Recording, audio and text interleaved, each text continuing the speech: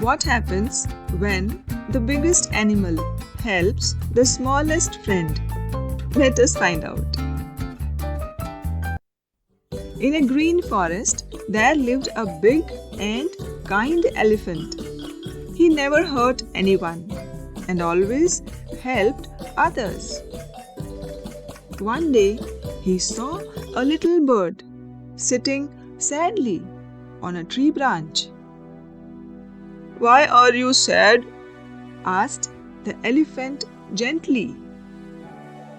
The bird replied, "My nest was broken by the strong wind." The elephant smiled and said, "Do not worry, I will help you." He collected soft branches, green leaves, and carefully built a new nest for the bird.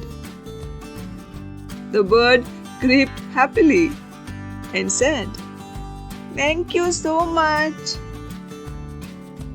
The elephant replied, "Kindness is the greatest strength."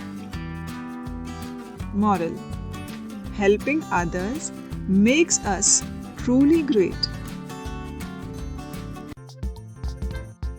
Enjoyed this story? Subscribe and hit the bell icon for more details. And remember to share with your friends.